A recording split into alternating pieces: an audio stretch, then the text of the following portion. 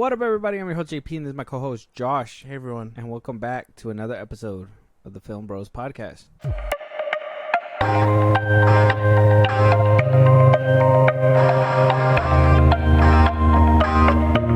All right. Well, we've got word, Josh. We were kind of low-key talking about it over the weekend, actually, when, you know, our guest had came over to the house and everything, and we kind of have brought up the whole Mark Zuckerberg, Elon Musk fight. We did talk about it in a previous episode too. Yeah. I don't know, what, last week, I believe?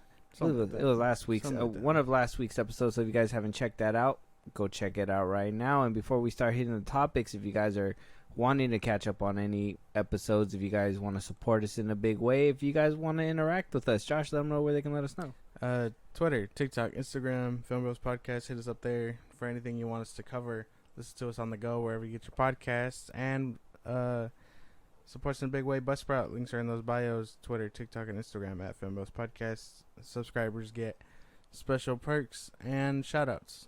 So go ahead and do all that. Perfect. So, like I was saying, though, let's just dive right into it. It turns out it's probably not going to happen. We kind of figured. Mm-hmm. We kind of knew. Yeah. But it seems like suddenly confirmed. So, after those tweets that happened in our, that we talked about in our last episode, where basically Elon said that he's ready and he'll go ahead and put all the proceeds on to charity, that they'll stream it on Twitter X. We had a Zuckerberg respond to him, say, no, I've been saying that we've been having a date, but you guys, you're ducking and dodging me, whatever. Now we're at the point where after Zuckerberg responded, Elon basically came out and said that he wants to do a practice round in the backyard of Zuckerberg's house to basically get the feel for it, that he's going to be needing surgery, that he hasn't trained yet, so it's going to take some time before he gets into that form. So Zuckerberg decided to tweet out and just be done with this whole fight shenanigan, and he, not tweet, but he put it on his threads. He says, I think we can all agree Elon isn't serious and it's time to move on. I offered a real date. Dana White offered to make this a legit competition for charity. Elon won't confirm a date, then says he needs surgery, and now asks to do a practice round in my backyard instead. If Elon ever gets serious about a real date and an official event, he knows how to reach me. Otherwise, time to move on. I'm going to focus on competing with people who take the sport seriously. Damn. And basically left it at that. Elon basically tweeted it out, a picture of his a screenshot of it, and basically said that he can't eat at Chick-fil-A because that'd be cannibalism. Basically calling him a chicken and nerd. Yeah. Just call him a fucking chicken, my man. Yeah, you ain't got to do all that. And you know what? He put out this highly detailed letter, and all you have to say is, oh, chicken. It's like, boy, you just said you had to do surgery and a practice fight, and I don't know. I was really hoping this fight was going to go through, but it just seems like... What the fuck? Surgery and training. Homie's talking about, like, almost, recovery, depending on when he gets the surgery on, like, 6 months probably, and then another of that, he's going to be laying up in bed, so it's probably going to be a good year before they even get a fight. Year and a half, yeah. By then, Zuckerberg has put down, like, 2 other opponents, and Elon is barely getting into shit. Yeah, the bull fucking shit. This was not going to happen. Although I wish it was, just come out swinging. You don't need training. There's recent big boxers who haven't put in any work and they still getting dubs. So I mean, you don't really need to train. I know training can help, but against someone who, like I said, you need to train, especially against Zuckerberg, who looks fucking legit. He literally like I said, he does that shit daily. Like instead of in the office, Elon is not gonna walk in there and look like a dumbass. He's not. That's not gonna happen. He's gonna. Sounds like a bitch to me. No. Well, of course, and that's because he knows he's gonna lose. He called out this fight, not giving him enough time. He basically said, "I can whoop his ass on sight." Basically, and it's like practice run. he was like, yeah, I could whoop his ass on sight. And then Zuckerberg basically took his shirt off and was like, you said something? And Elon was like, oh, boop, boop, boop, boop. I don't know what I was saying. It reminds me of a Friday where he's like, man, I got mind control over Debo. When he said shut the fuck up, I'll be quiet.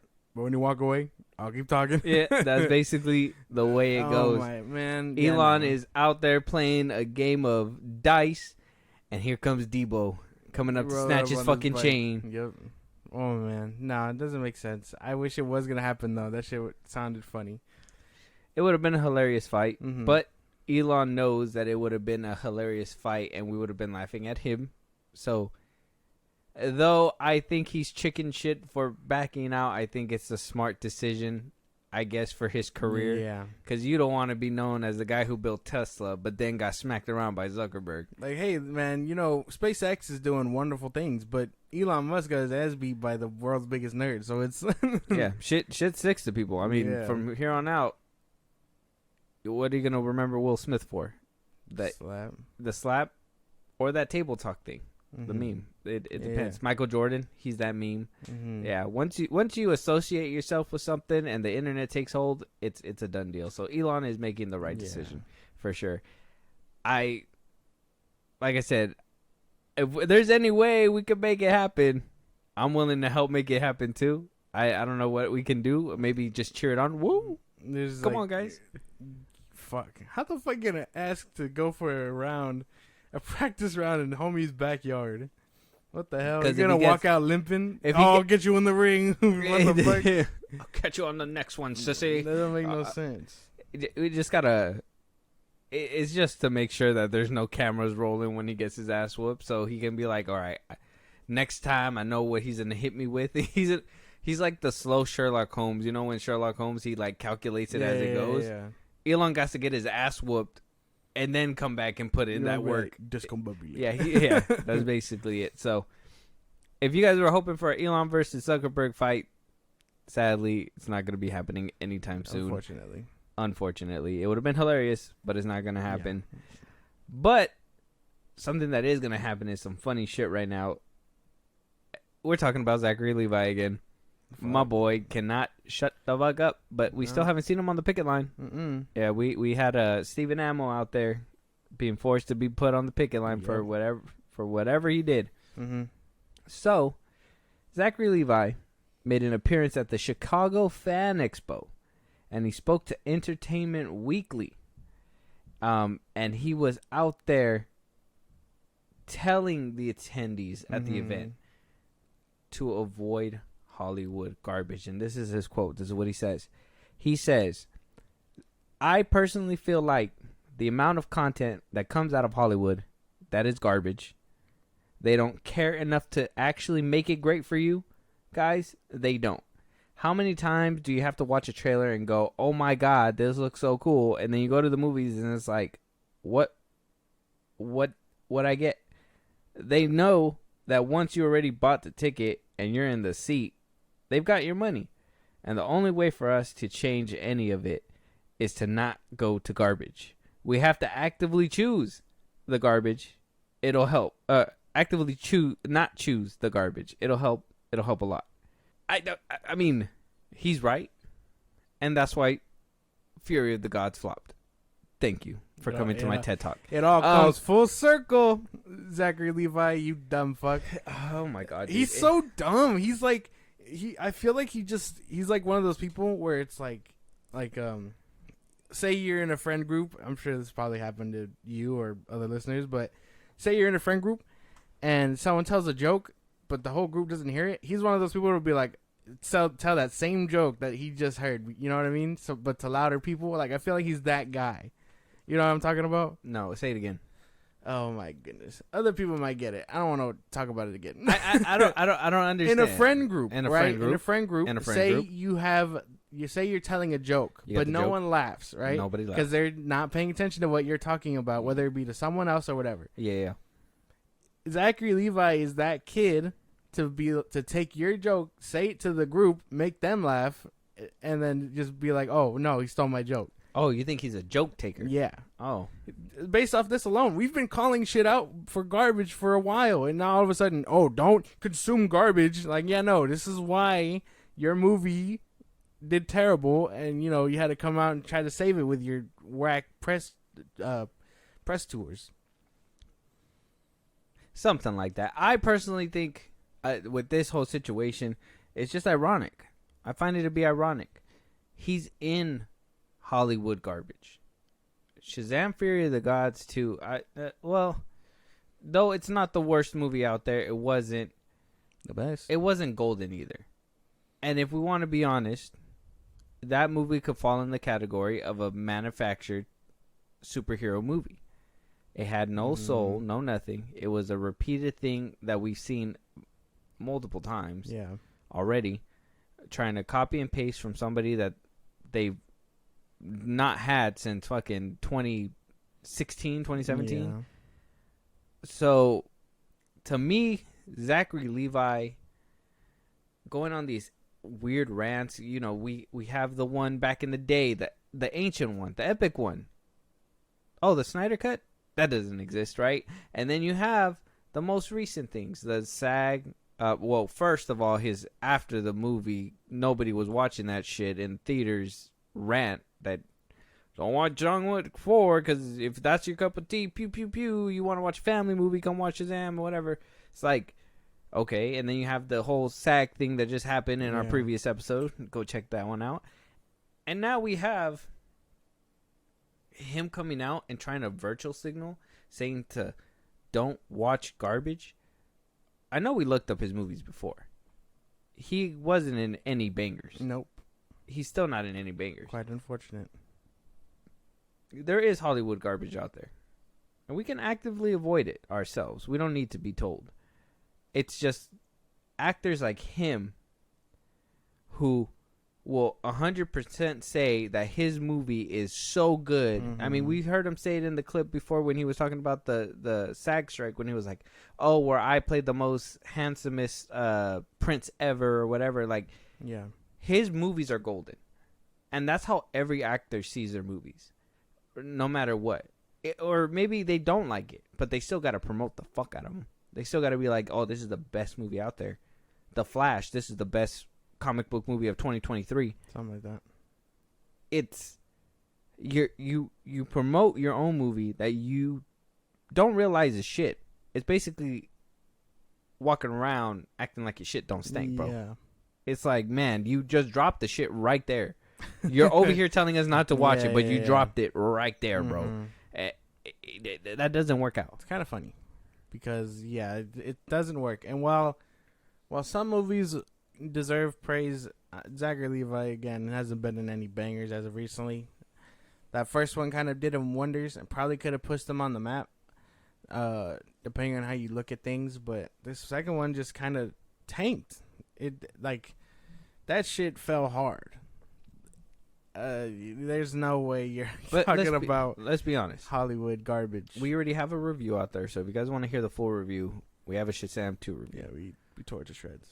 But the thing is that, and I'm not even talking about. You know what? I'm gonna get a little personal with Zachary Levi right now. Fuck all the movie shit. Let's work on your own acting, my man.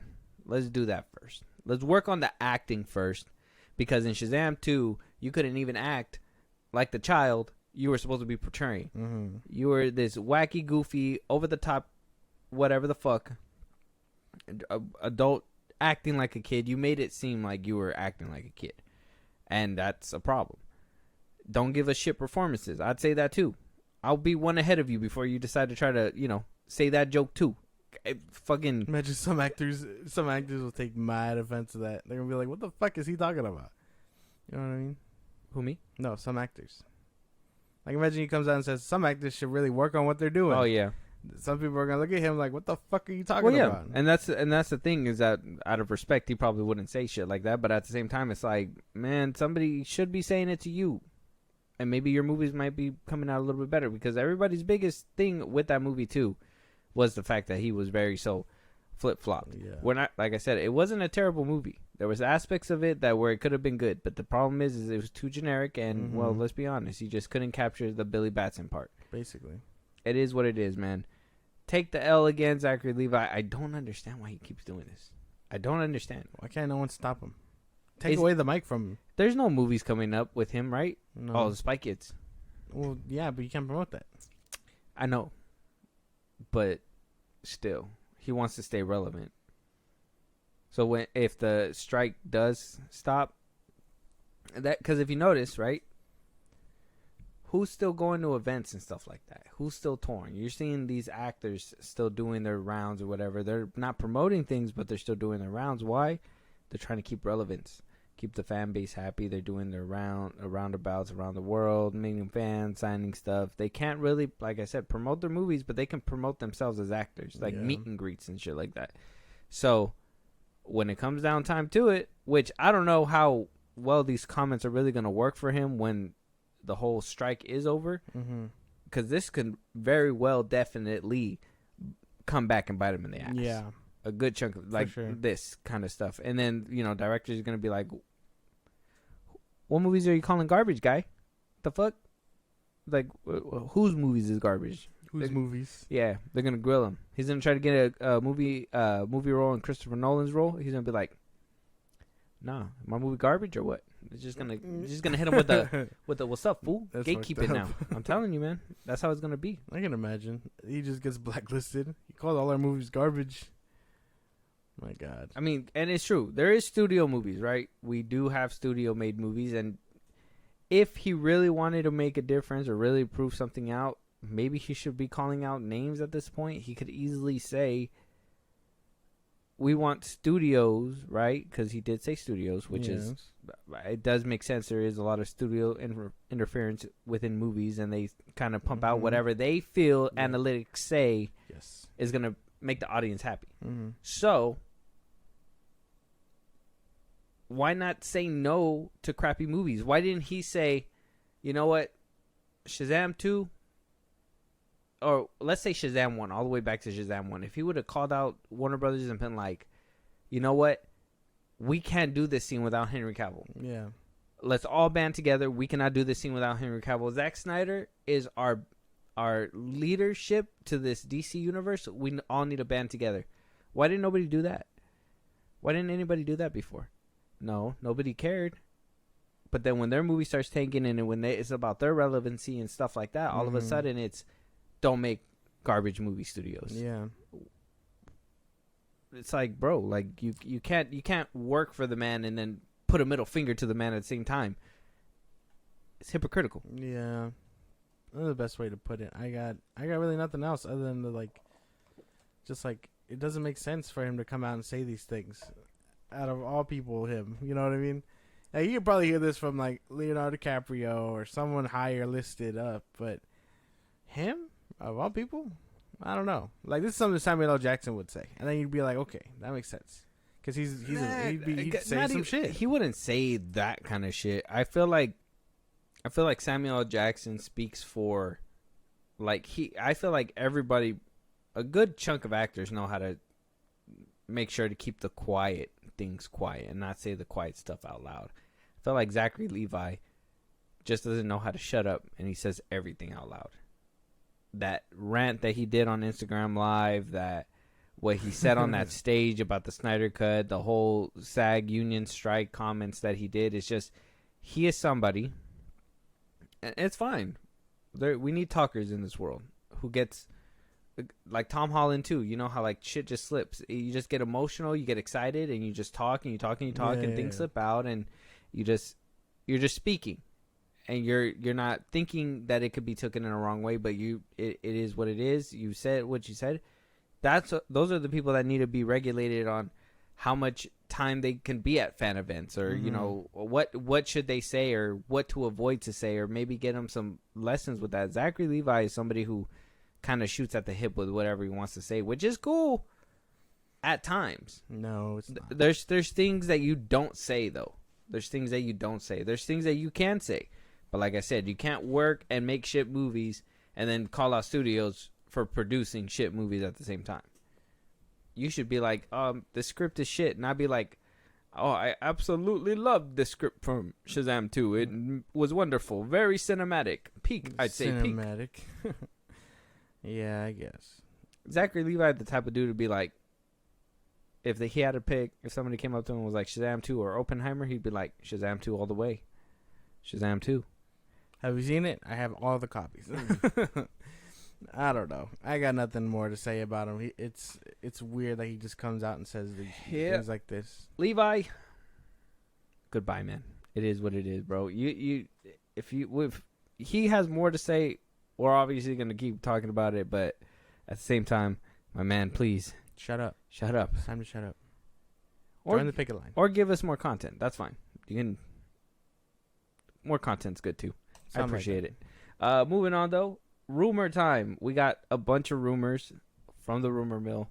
A lot of reliable sources came out and decided to back up some claims, some not. I know there was a lot of things going around. We got Channing Tatum's Gambit is supposedly making an appearance. We had Magneto is supposedly Wanda is supposedly gonna be in there, and then it was told that she's not gonna be in there, and that so many people were getting to the point where these multiversal movies are either going to be great movies or big letdowns, because Deadpool 3 is basically becoming Doctor Strange Mom 2.0, because what did we think was going to happen in Multiverse of Madness? You know what I mean?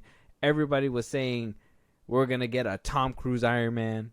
We're going to get all the Spider-Man in there. We're going to get all these different like variations, and then we just kind of got what is an epic roster, but at the same time very short-lived. So felt very lackluster within the movie, if that makes sense. So the rumor mill now is that apparently Fahi, before the strikes happened, right before, has spoken to Hugh Jackman for a potential role in Secret Wars, a potential big role in Secret Wars, and has also talked to Andrew Garfield for a potential return as Spider-Man and a pretty big role within the two Avengers movies. And this is all coming from Daniel RPK. He's a known scooper, very reliable. I don't report on anything that we don't have at least credible sources too. So he's very credible on Twitter and everywhere else, and Variety picks up his scoops all the time. So very reliable stuff. So it could potentially be true. Something might happen, but I mean, what do you expect? Anything? Do you think this is all a hoax? Do you think that people are getting their hopes up? Do you think that this is just so epic in scale it's just too good to be true? Well, yeah, it's obviously too good to be true. There's no way that Kevin went out of his way to talk to these people to give him a big role, because that's how you get stuff in movies, and stuff movies don't work unless it's like a quick blink and you miss it type of cameo. That's different, but I don't know where they could fit. I don't know. It feels like another multiverse thing, but that's not what Secret Wars is. You know what I mean? Or whatever they got going on. Whatever these movies are called. It's Kang Dynasty and Secret Wars, right? Yeah, it's Kang Dynasty and Secret Wars. Like Secret Wars is not this big multiverse cameo fest. It's a different story, and it's big. This movie, I don't know how the fuck they're gonna adapt it. If they half-ass adapt it, I know this movie can probably tank. Like I don't know where it can go, but stuff in all these multiverse things in there sounds like they don't have a concrete story, and so it's gonna be a lot of like, hey, look at this. Remember this character that was there 10 years ago? Here he is again in his suit. You know what I mean?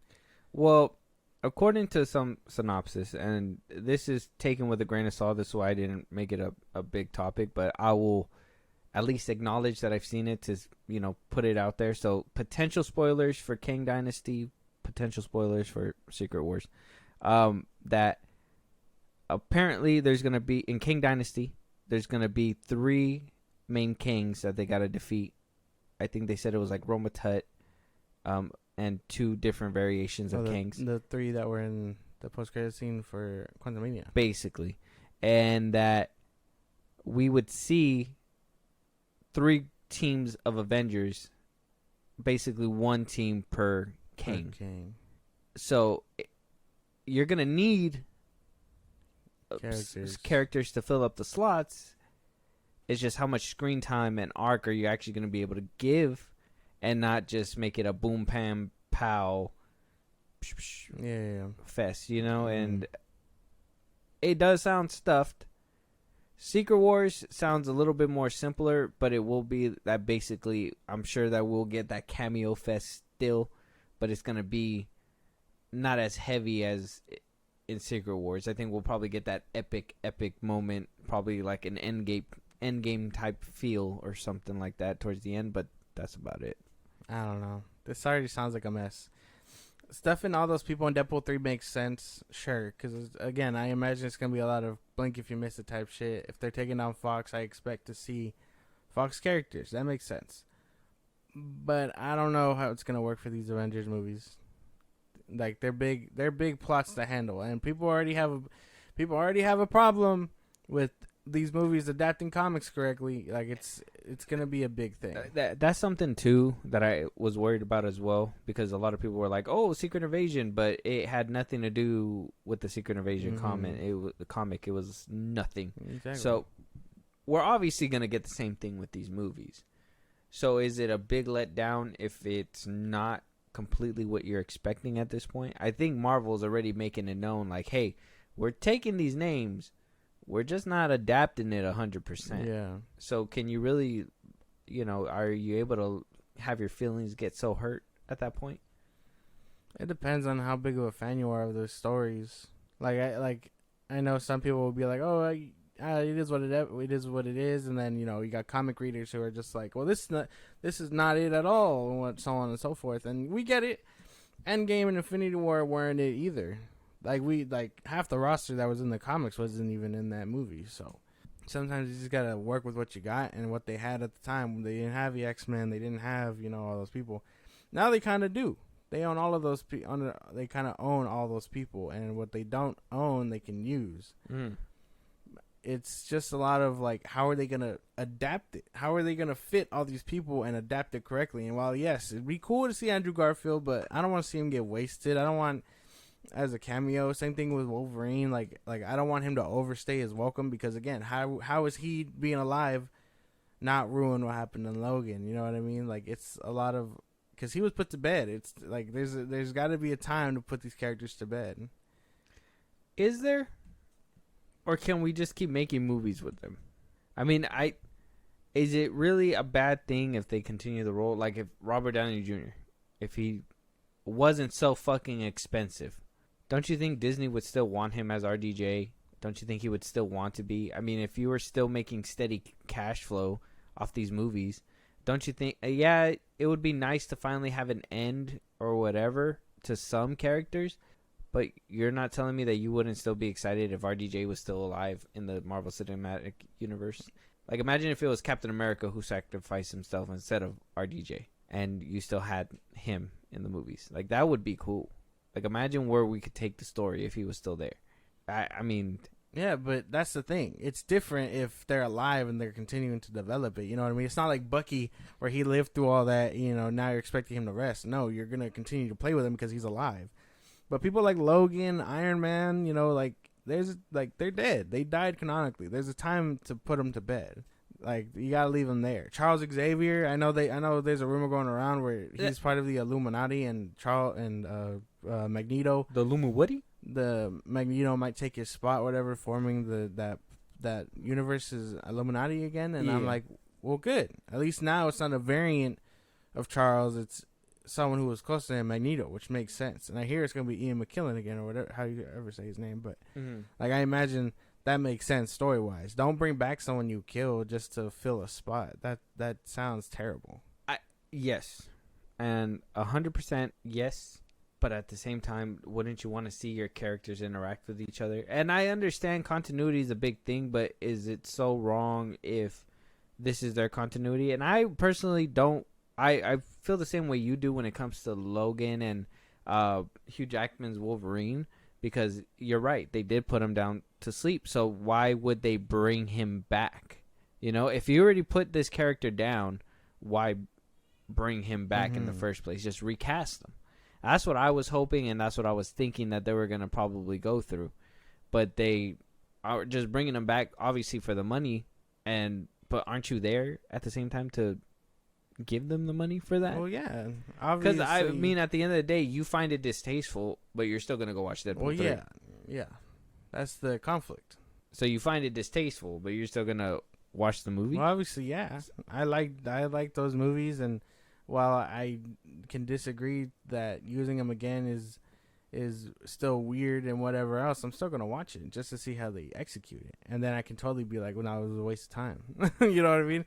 That's just how it goes with anything. The Flash, same thing. Like we didn't know they were gonna desecrate those actors. So do you think if the movie's good, but the reason and how they brought him back is horseshit, would that ruin the movie for you? A little bit, because then at that point you're like, oh, you only brought him back for this, and then you took him for a joyride. That's not how that should. And be though done. the flips and shit were cool during this joyride, I'm still mad that you brought him back. Basically, I don't know. I kind of find it to be like fan service. well, obviously, yeah, it's gonna get you in the seat. So that's why I'm like, I find it to ruin, the experience of the movie, but I can personally separate it. But I find it to, I mean, they're putting him in the movie for a reason. Now, if it is just a one and done thing, that would, in my opinion, just be like okay, they just wanted maybe he can come out later to be like, I just wanted to play in the MCU for a little bit, you know what I mean? And then bow out, that'd be fine. But maybe now Hugh Jackman's just like, well, the MCU's willing to pay. If they're willing to pay, then I'm willing to play. And let's be honest, he's probably going to make more than what he was making as Wolverine during the Fox era, So it could be lucrative for him, but I guess distasteful for some fans like you. No, it just depends on how it's done, and again, they could totally be one and done characters, but that's not what I want. I prefer if I'm gonna get it, I prefer there be substance there, not just Wolverine's shiny coming colorfuls. back. Wolverine's coming back. You want him for the long haul, or how would you want them to play with this? I would want another arc out of him if that's the case. Something we haven't seen before. Something where it's like. So you'd be okay if he plays the Wolverine within the MCU? Yeah, but eventually, again, he'd have to give it up. He'd have to give it up to X-23 if they decide to do her, or give him a son. I don't know, something like that. So maybe like a couple movies only. Yeah. Maybe like a couple movies and set him up to pass the torch. Yeah, or like if they do keep him around and they decide not to kill him again, make him that mentor that Charles always wanted him to be. You know what I mean? Yeah, because you can't get 2 Wolverine deaths. You can't just be like, he died in Logan, and he died within the MCU as well. Yeah, it's unless they make it like a sad common phenomenon within the multiverse. I think that's Iron Man. I think the constant is that Iron Man has to die in every universe. I know people were theorizing that, but I think because the what if. Mm-hmm. But I think that's kind of what I believe too. Just like eventually he needs to die. He has to go. Especially if he started the entire thing, it's fitting that he goes and the world continues to thrive without him. I'd still like to have seen him. And I mean, since we talked a little about Wolverine, and we kind of know your stance on how the character should be used. What about Andrew Garfield? How would you play with him within the MCU? Would you want to see him for the long haul? Would you want him to not be in there and maybe be in Sony's movies? I want him to get a fitting ending, because he never got one. That's the difference between, I guess, Hugh Jackman's Wolverine and Andrew Garfield. Andrew Garfield never got a fair chance. Well, I'm assuming, because it is Sony's characters, and if Tom Holland is MCU Spidey, I'm assuming his appearance in Secret Wars and maybe potentially Kang Dynasty, maybe could be just that crossover event, and he could be Sony versus Spider-Man, right? And that could be very good for the fans, very good for you, maybe very good for me. I'd be happy. It just I would depends. want to see him. I just don't. Let's be honest. he did good in No Way Home, but you can't beat the visuals from Sony's Amazing Spider-Man 1 and 2. Mm-mm. You can't beat those. No. Those looked masterfully, beautifully done. The eye for like the swinging, the way the webbing works when it's like it actually feels like a bungee cord. Yeah. Like the realism is completely different than what happened in No Way Home, and I think Sony would be very wise to do what they did with those movies in a potential TASM 3 Secret Wars crossover, whatever. But yeah, I would want him in that sandbox. I wouldn't want to see him in the MCU sandbox. Yeah. He kind of seemed, though I loved him a lot, and it was good to see him. He just seemed a little bit more tuned down than what we saw obviously in TASM 1 and 2. Yeah. Very good. Yeah. I don't know. Very good. Why do you sound so down? I don't know. It's just I don't know. It kind of. What? This is like exciting news. This is like kind of this exciting. this is like fan service. This is like reaching for the stars. Like you sound like a hater right now. Oh my fucking! It sounds like a hater to you. It sounded like you did this, and opens up yourself a bottle of haterade. I don't know if anyone heard that, but I'm sure. I don't know.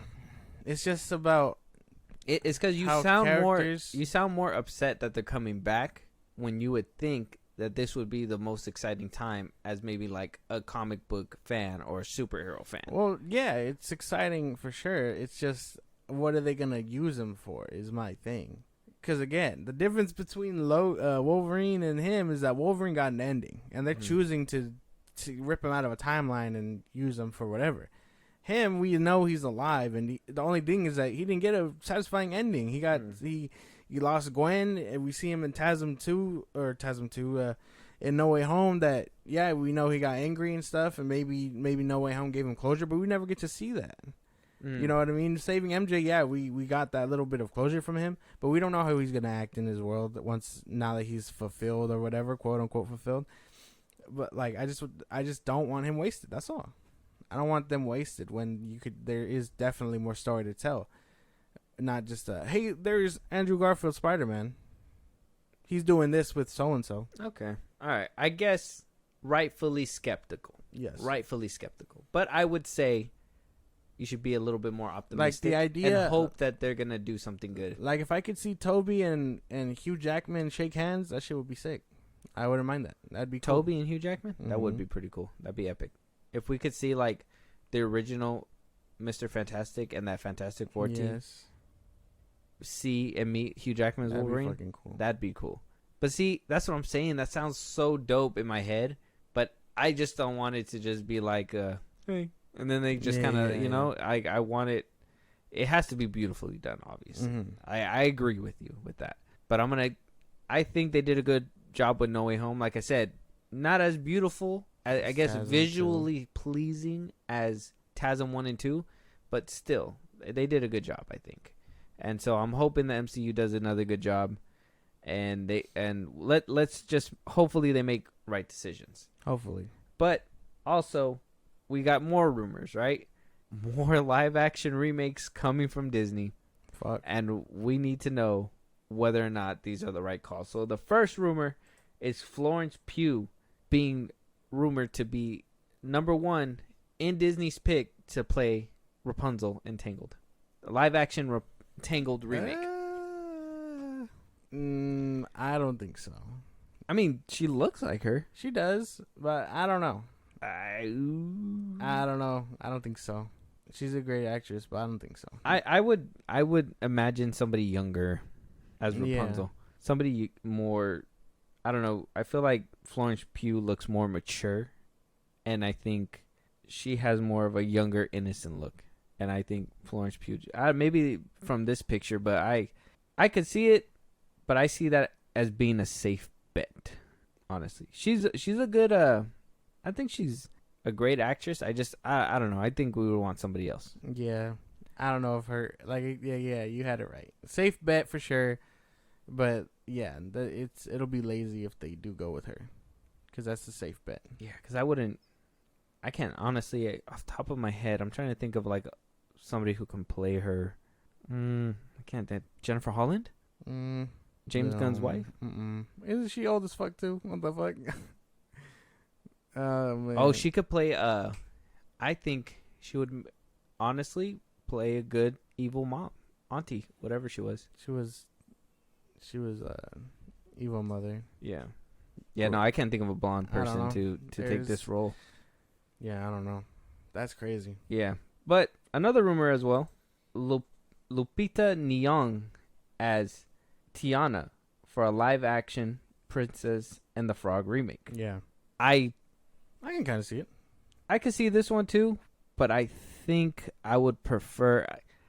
I don't know if she can act, but like SZA would be like a perfect Tiana. I think that's just me. I'm trying to think of somebody else who could probably do it, but like an actress. No, I can't really. Not off the top of my head, but I think she would be good. But I mean, she was in Black Panther. Mm-hmm. She was in Us. She was the mom, the evil, the mom in the movie. I think she could do it too, but I think we can pick somebody else better as well. I hope this is not the top pick. I think we can for sure do a lot better than this one. Yeah. I don't even think that this is. I know you say you can see it, but I don't even think this is like a safe bet. This is kind of like a long shot for me. That's weird. What do you think? You think it's a safe bet? Well, yeah, I think it's kind of safe. I think this is like generic casting. Like they looked for her for people already in the works with them, so they didn't have to extend their hand too far. So I think she's a safe bet. Haley Bailey would have been good as her. No, better than an Ariel. Better than an Ariel. Yeah, I don't know. This is another one that I couldn't see really happening, but if she and let's say too, I think she's a little too old too, Lupita Nyong'o, because I think Tiana is like young in the movie, right? I have no idea. You haven't seen it? I haven't seen it in a minute. I think she was like 20. Lupita Nyong'o is almost like 40. No? God damn. She's like 37 or something. Damn, no. Why'd you say it like that? I mean, oh yeah, I'm trying to be mean about it. No. I'm not trying to be rude about it. A lot of these actresses are kind of like older now. I know it's kind of fucked up to say, but it's true. Do you think that Disney's not trying to go for a live action remake, but a continuation now? No. From the animation to live action? No. Because Florence Pugh, like I said, she looks a little bit more mature, a little bit more older. She doesn't look as young as as a young Rapunzel in the animated movie. Same thing with Lupita Nyong'o. She's like 40. Sorry. Yeah. She's like, she has to be like 37 or something like that. I don't know. Don't quote me, but if they're going for like older, and they were young in these animated movies, maybe that's probably going to be how they change course from, these live action remakes suck, and just make new stories later on from them. That is a long shot for you to take for Disney, man. I don't know.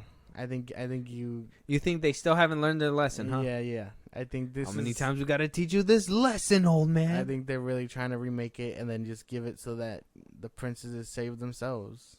Unfortunately, I want to hope by the time these movies become like get into production, that's not gonna happen. That they change. Lower your expectations a lot. No, no, because I know that Disney's this massive ship that needs to take time to turn, but we've been saying for a few years now, enough's enough. Now the movies are actually flopping. Little Mermaid didn't do so well. There was another remake they put out recently that didn't do so well, The Haunted Mansion. I think they're understanding that people want to see new things, not really that our old stuff hacked up and changed into something different. Yeah. So maybe I'm fingers crossed, man. Maybe it's wishful thinking for me, but I'm hoping. Hey, man, I'm not gonna burst your bubble. I'm just saying. No, you went. When that trailer comes out, and we see Rapunzel and Tiana still looking the same with these old actresses, you're gonna be like, well, what the fuck, bro? They didn't learn shit. The real question is, who asked for these motherfuckers? Why is Iger so fucking bent on making these movies? Remakes? He won't do the Humpback of Notre Dame, that coward, but he'll do these ones now. Ah, that's a crazy one right there. I couldn't even tell you. I just think that, yeah, you're right. Remakes shouldn't be happening anyways. And if they're... Stop the Disney remakes, man. They're not good. Take a hint. Holy fuck. They have not been good. I kind of like The Lion King. That's the only one. You've put out 10 of them bitches already. They are not good.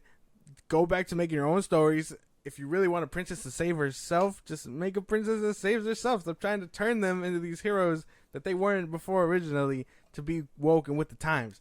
No one asked for Snow White and the 7 normal fucking people, all right? We just don't want it.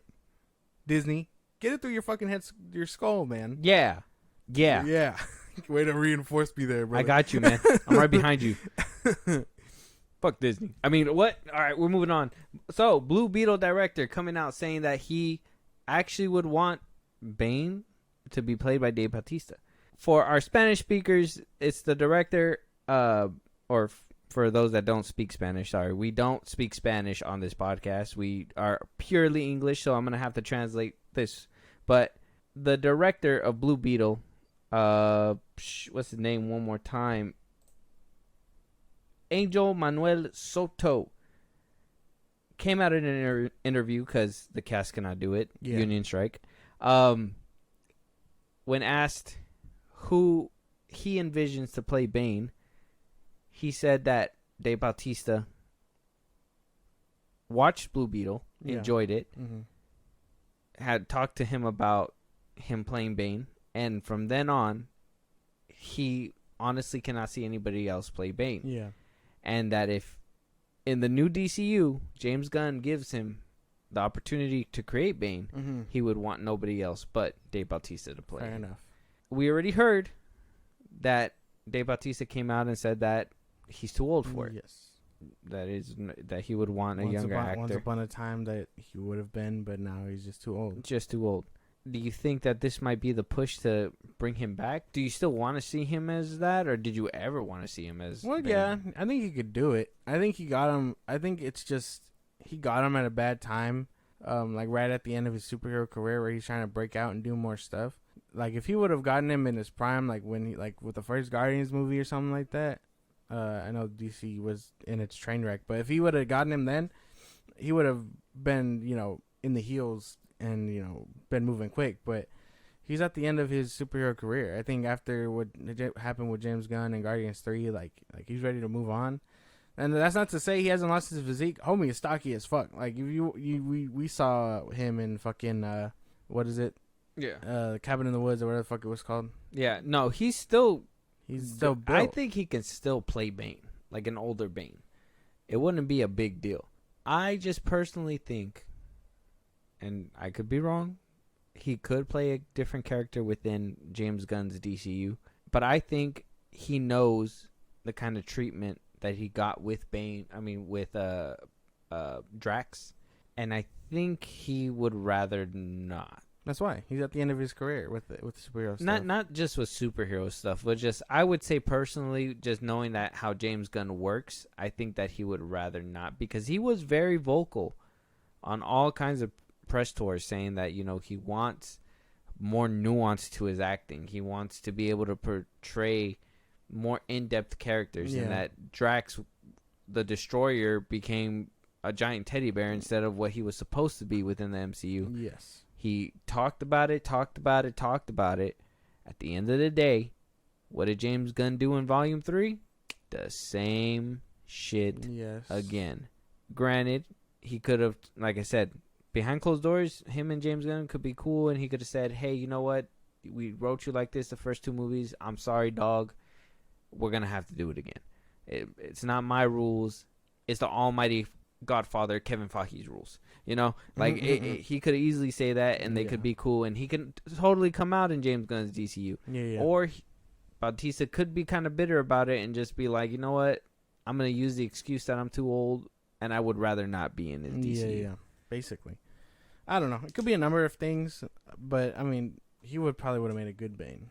He would have made a good Bane, decent Bane. Is he not Mexican? I had seen somebody say, I think it was on Twitter or something like that, where they were like, oh no, I would want a Latino actor to play Bane. But I thought he was. I thought he was too. Is he not? I don't know. Let me Google it. Not too sure. Got my telefono right here. Hold on.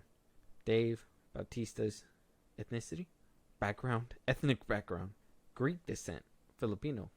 Oh, yeah, that's kind of cool. That's kind of cool, actually, though. That's a crazy mixture. Yeah. So yeah, well, I mean, he looks Latino, and that's good enough for me. Yeah. If he can speak Spanish, he can have it.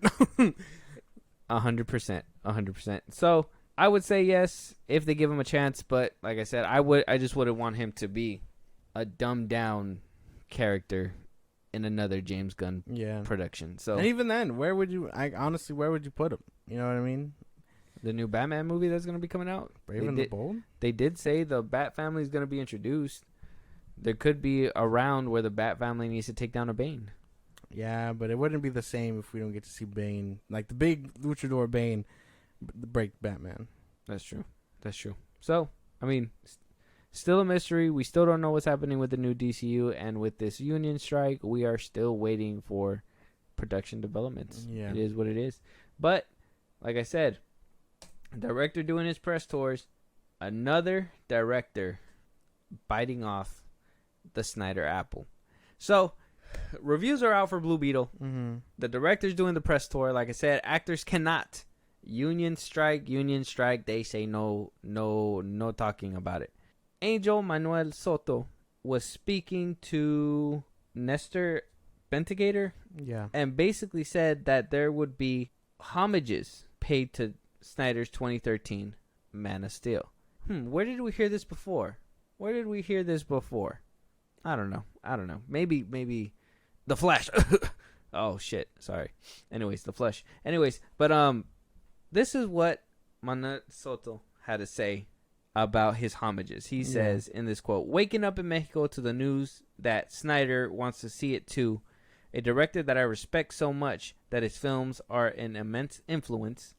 When Manuel Soto said, seeing that Snyder wants to see it, it's because Snyder had put up a Twitter post saying that he was going to take his kids to watch it.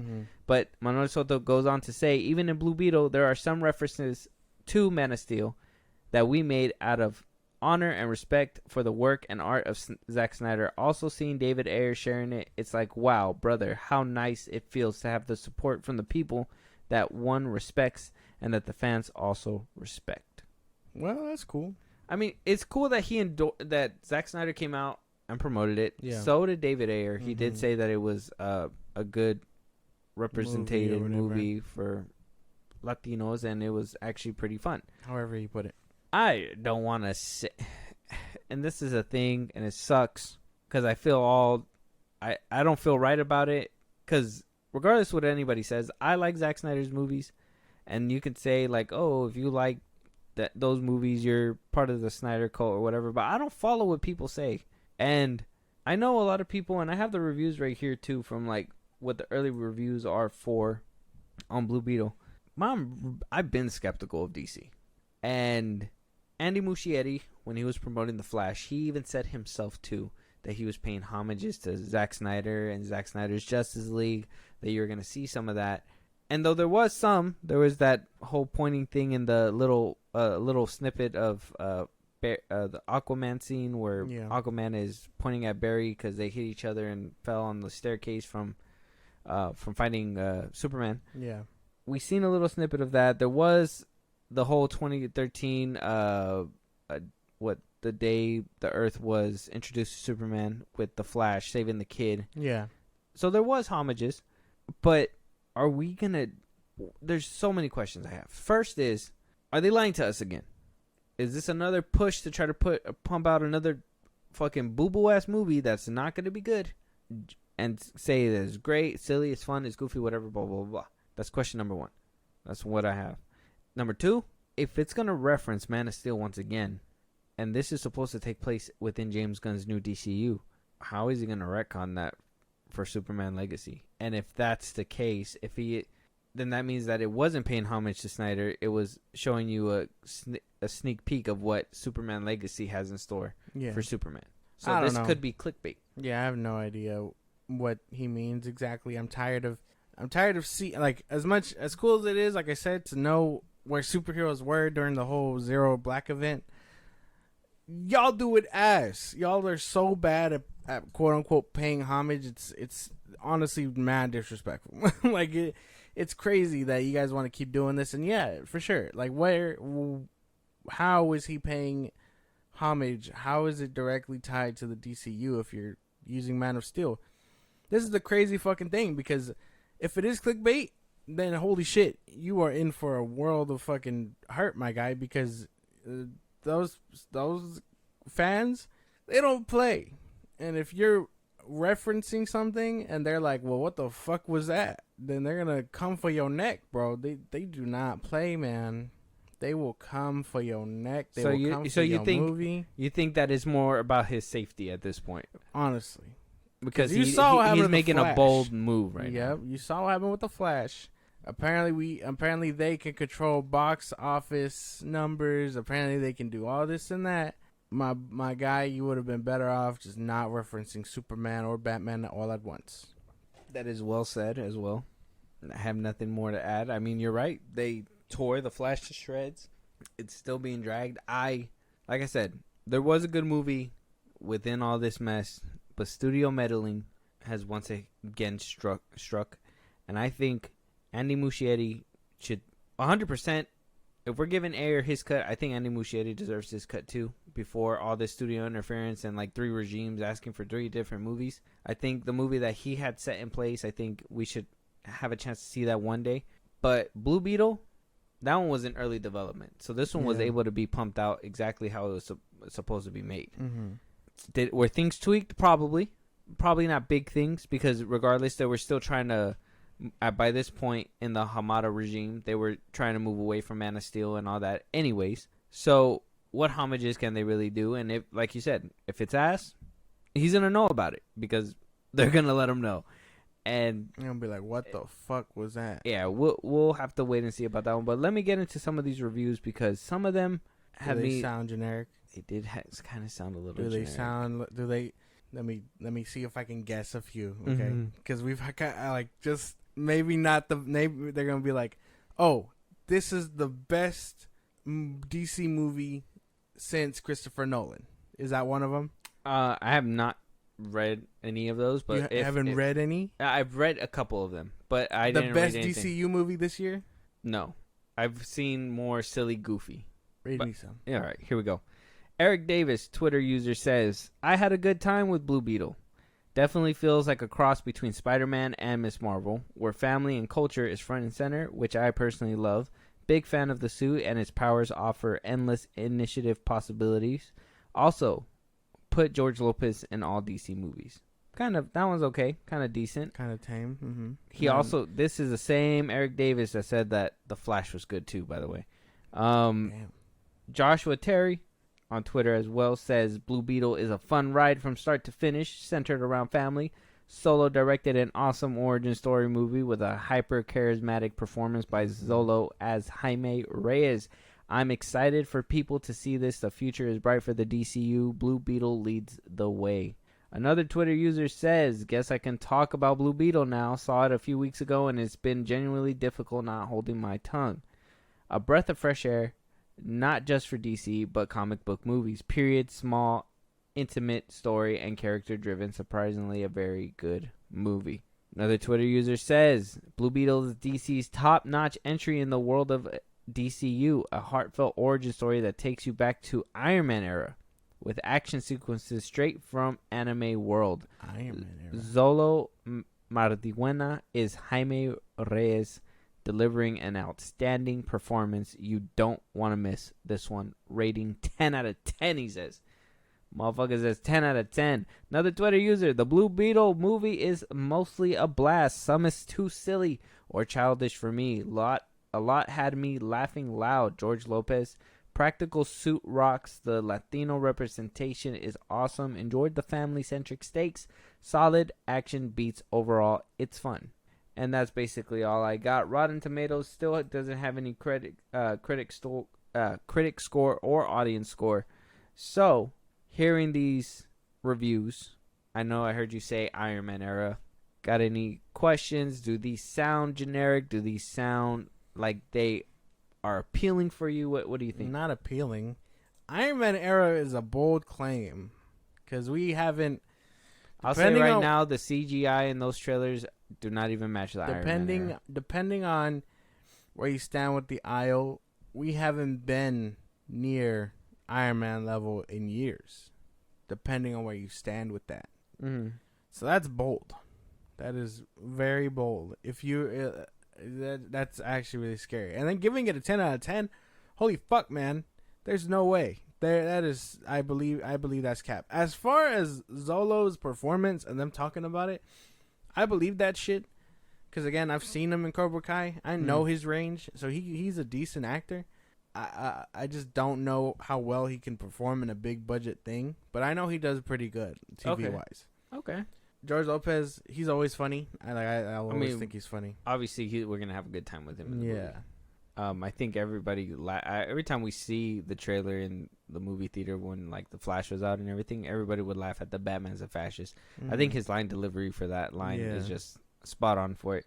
But I did find a couple more, and I think I found one you'll be particularly interested in. So this Twitter user says Blue Beetle is fantastic fun, funny, surprisingly heartfelt, with a star-making turn by Zolo Marduena. The kid has it. Director Angel Manuel Soto makes Latinos' supposed invisibility into a full-on superpower. Truly inspiring. I also want the Abuela origin story now. And then this is the one that I think you'll find interesting. Blue Beetle is my favorite post-Nolan DC film. It's an action-packed, highly entertaining superhero story about family, and there's nothing more important than family. The film is unique in that it lovingly and unabashedly shares the Reyes family Mexican culture. Post-Nolan? That's what I'm talking about. What are people talking about when they say that? Post-Nolan. Trilogy? Like, we haven't had bangers. The third one is controversially known as the worst one. There's no way. It's so good, though. Whatever. Jesus. Whether it's good or not is not up for debate. I'm not debating that. I'm saying that one split the fan base of the Nolan trilogy for sure. But it's good, though. Okay. No, I don't know what you want me to say to that. But all I'm saying is that it has a mixed fan base. But it's good. And I want you to say not if it's mixed. It's because you say a mixed fan base, and you're not defining which side, which leads me to believe you don't like the movie. So I want you to say it has a mixed fan base, and it's a good movie. Well, it's alright, I guess. It's not the worst thing. It's definitely not bad. It's just not the best either. Honestly, the second one still outshines it for me. But that's besides the point. Even with Bane? Yeah. Bane was good, though. He was one of the highlights for me. That's what kind of, like... Was it too boring for you? Not really. I just kind of find it lackluster. Like, I didn't really like Talia's twist. I didn't like Ra's al Ghul coming back. I did like the villains taking over the city. I kind of enjoy that every time it happens in the comics. When it happens to Batman in the games, like, that's fun. That's cool. Like it had a lot of fun elements. It's just, I don't know, it kind of just falls short. Same with action. A lot of the set pieces, I think, are also kind of boring. Like, just technical things like that. Okay. But arguably, you know. Yeah, I can say divisive because I can rebuttal all those if I wanted to. But, you know, we're not going to go deep into that. I just was kind of curious about it. But like we've had bangers since Nolan. Yeah. People just don't want to acknowledge that shit. They just don't want to admit it. Yeah. They'll acknowledge they're there. They just don't want to. It's kind of like, for some reason, it's this big deal to be like Man if Zack Snyder's fucking Voldemort. Like make it make sense. Even then, we had Joker. You're telling me you didn't like Joker post Nolan? Like, Joker wasn't a good... I thought that was actually a good... I've honestly only seen it one time. A good one watch, but it was a fucking phenomenal movie.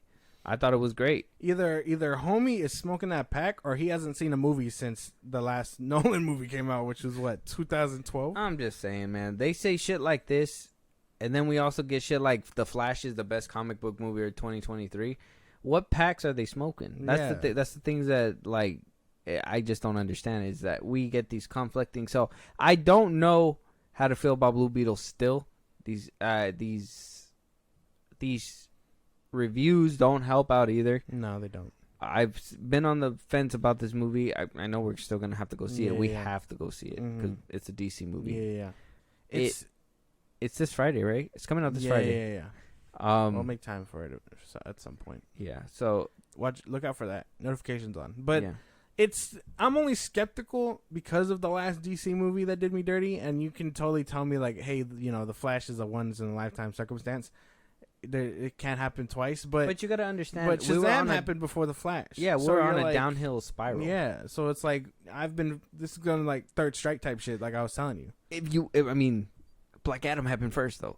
I like Black Adam. I know. My first strike didn't happen till Shazam. I know mine's happened with Black Adam. No, Birds of Prey. Yeah, even though I liked it, it just wasn't what I was looking for. I was like, DC, what are you doing, DC? You just hate women. No. Oh man, no, that's not true. But what do you call it?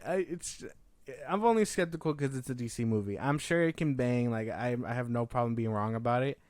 It's just things like that scare the fuck out of me. And then calling it a mix of Spider-Man and Miss Marvel, that is not what I wanted to hear at all. No. That sounds so MCU. Anime. That sounded so MCU coded. Actually, I like anime, so if there's elements of it, I don't mind that shit. But like MCU stuff, I don't want to hear that in a DC movie at all. I guess that's another thing as well. That's true. Yeah, I just don't know with this movie. And if, let's say, this does generate hype, is there a payoff in this movie? Are we gonna get a glimpse of what's to come with the new DCU? Is this? I heard it has 2 post-credit scenes. Yeah, but is that gonna? I mean, are they gonna lead anywhere? Yeah, we had a post-credit. Did we have one in the Flash? No, huh? No, we didn't. I'm trying to remember. No, huh? Mm-mm. Yeah, they did. The Momoa. Oh, that didn't go anywhere. That's what I'm saying. So, are we gonna get end credit scenes like that, or are we gonna actually get an end credit scene that shows you? Are we gonna get some half-bit corn sweat and Superman come down to Blue Beetle and be like, it's been a long time since you made the world shake this bad? I don't know. I don't remember the whole line from Black Adam. You're dumb. That's just tough. I really hope these post-credit scenes do show the future, because at least then it'll give us something to look forward to. Maybe not Aquaman 2, but something. I will say, I think it's going to be a rough first week. I will say, I think if there's a payoff that happens at the end of this movie and word of mouth goes around and says, it's epic, it's fucking cool, like it's going to lead up to something cool, then will they get a lot of tickets. Yeah. But as of right now, I even, hype around this movie, besides the fucking Blue Beetle Battalion, you see them over there in a fucking corral. Yeah, it's like, whoa, in the back, you're just like, who the fuck? Yeah, like, I didn't even know, what does that say? Blue Beetle Battalion? Yeah, hashtag? I'm like, bro. There's no fucking way, man. So, you got the Blue Beetle Battalion that's going to go watch the movie the first week. So, depending on how their reaction comes out, I mean, they're still going to obviously be like, wow, this movie's so good. But they're going to post clips and shit like that. And, it'll generate hype if it's actually worth the hype. But if it's not, this movie will be another flop in the bucket of DC. Unfortunately. And I guess at this point, it's just the competition of who does it the worst. Because at first it was Shazam 2. And then the Flash was like, hold my beer. Will Blue Beetle be like, hold my keg? Like, dude, no. The Flash was hold my keg. Blue Beetle sipping on orange juice, talking about, man, I feel kind of high. Like, there's no way. Like, I'm really optimistic about this. The Flash kind of just like belly flopped in a diving competition. Like, there's no way. You know what I'm talking about? I get you.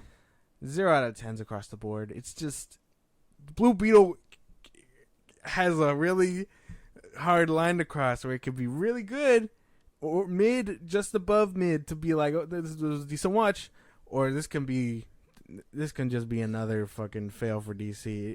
It's really a toss about where it can go.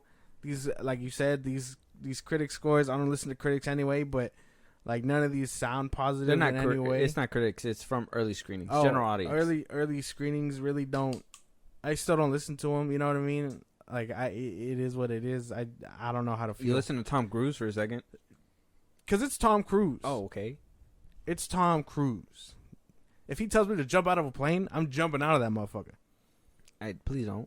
Will you have? But I will. Will you have a parachute on? But obviously, I I'm mean- not gonna do it free falling. I'd rather kick him out the plane and then pilot that. What bitch if myself. he told you do it free falling? I- What if he was I'm like? taking him with me. What if he was like, okay, you get a parachute, but you got to do it free balling?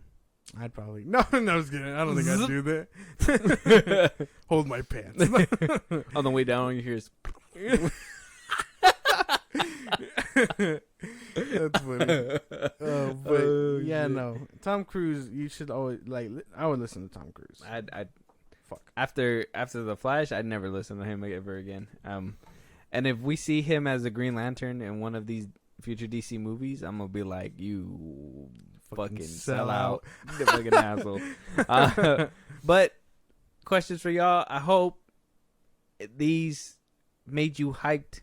These comments or these reviews made you hyped for the Blue Beetle. The Blue Beetle Battalion needs your support. More or less. Well, I'm not a part of them, but just to give them a shout out. But with that being said, that's going to be the last topic of this episode. If there's anything that we missed, any topics that you guys want us to talk about, any movies you want us to review, if you guys want to support us in a big way or just interact with us, hey, Josh, let them know where they can let us know.